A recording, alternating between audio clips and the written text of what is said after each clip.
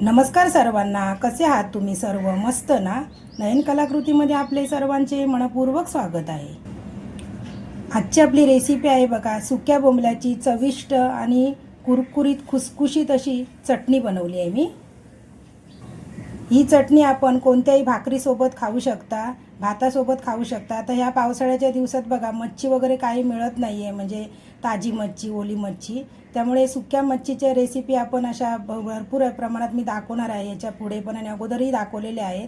त्यातलीच ही recipe आहे. ही recipe अशी माझ्या पद्धतीने करून बघा, अप्रतिम अशी झालेली आहे.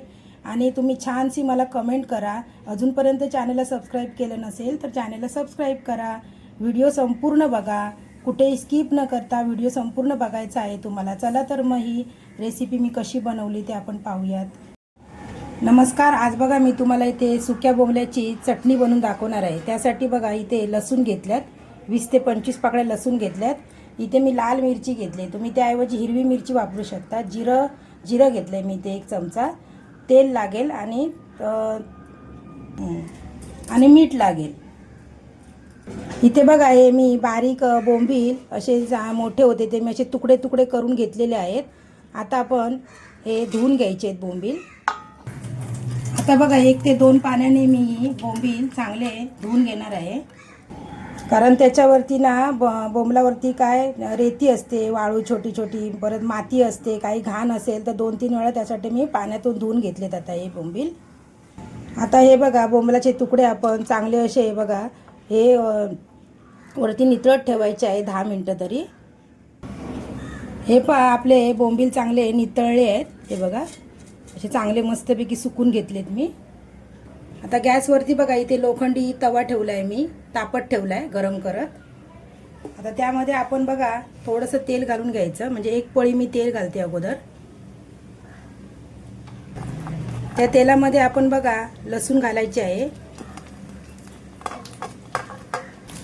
हे बघा लसूण भाजून घ्यायची आहे. ही पहा लसूण अशी आपली चांगली अशी खरपूस भाजायची आहे, म्हणजे डाग पडेपर्यंत. अशी ओलसर ठेवायची नाही, म्हणजे जरा अशी कुरकुरीत व्हायला पाहिजे, म्हणून मीडियम गॅसवरती आपण चांगली भाजायची आहे लसूण.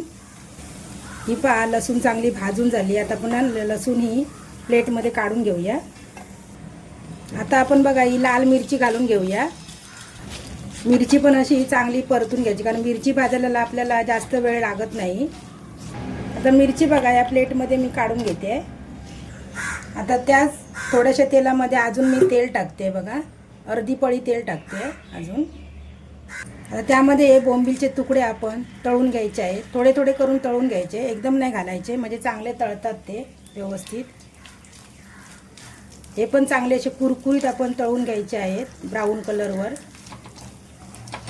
हे पहा आपले बोंबील असे कुरकुरीत चांगले भाजून झाले आहेत, तेलामध्ये तळून झालेत. आता आपण या चाळणीमध्येच काढून घेऊया, म्हणजे तेल असेल तर ते निघेल तिथून. असेच आता दुसरे पण टाकून देते मी बोंबील. ते पण चांगले असे तळून घेते. आता हे पण असे बघा कुरकुरीत तळून झालेत. आता हे पण काढून घेते मी. आता हे सर्व साहित्य बघा थंड झाल्यावर थोडंसं मग मी या मिक्सरच्या जारमध्ये लावून घेणार आहे. हे पहा थंड झाल्यानंतर आपण हे जिरं पण टाकायचं आहे त्याच्यामध्ये. हे सर्व साहित्य आपण टाकून घेऊया. आता मी त्यामध्ये बघा थोडंसं मीठ टाकणार, कारण बोंबलाला पण आहे ना, सुक्या बोंबलांना थोडंसं मीठ लावलेलं असतं, त्यामुळे आता मी थोडंच टाकणार आहे चवीनुसार. आणि हे बघा हे आता मिक्सरला लावते वेळी ना चालू बंद करून आपण मिक्सर लावायचं आहे, कारण कसं आपल्याला एकदम बारीक नाही करायची आहे, पूड अशी करायची नाही, असं थोडंसं दरदरीत ठेवायचं, म्हणजे बोंबील थोडेसे एवढे छोटे छोटे तुकडे राहिले तरी चालू शकतात. ही पहा आपली बोंबीलची चटणी तयार झालेली आहे. बघू शकता तुम्ही. हे बघा कुरकुरीत अशी मी ना चालू बंद करून असं मी केलेली आहे, त्यामुळे बघा अशी जास्त अशी बारीक नाही, एकदम कुरकुरीत झाली आहे बघा. आता बघा मी तव्यामध्ये मगाशी थोडंसं तेल होतं, त्या तव्यामध्ये मी हे बघा 4 ते 5 पाकळ्या लसणीच्या सालीसकट मी जरा अशा भाजून घेणार आहे. मध्यम गॅसवरती 2 ते 3 मिनटं आपण अशा भाजून घ्यायच्या आहेत. गॅस बंद करते. आता ही चटणी बघा मी एका बाउलमध्ये काढून ठेवते. आता या लसूणच्या पाकळ्या बघा मी या चटणीवर टाकते अशा, हे बघा, आणि असं मिक्स करणार आहे. या लसणीच्या पाकळ्या मी वरून का टाकल्या, कारण ना ही चटणी जेव्हा आपण भाकरीबरोबर भाताबरोबर खाऊ आणि एखादी पाकळी लसणीची दाताखाली आली ना तर ती खूप छान लागणार आहे, मस्त अशी लागणार आहे चव त्याची. हे बघा असं मिक्स करून ठेवायची आहे. अशा प्रकारे बघा आपली सुक्या बोंबलाची चटणी तयार झालेली आहे. ही चटणी 10 ते 12 दिवस जरूर टिकते, चांगली टिकते ही चटणी. तुम्ही फ्रीजमध्ये पण ठेवू शकता, बाहेर ठेवली तर 3-4 दिवस चांगली टिकेल, मग फ्रीजमध्ये ठेवली तर 10 ते 12 दिवस चांगली टिकते. म्हणजे तुम्ही भरपूर प्रमाणात स्टोअर करून जरी ठेवली तरी काही प्रॉब्लेम येणार नाही. माझी जर तुम्हाला रेसिपी आवडली असेल तर छानशी तुम्ही मला कमेंट्स करा, आणि अजूनपर्यंत माझ्या चॅनलला सबस्क्राईब केलं नसेल तर चॅनलला सबस्क्राईब करा.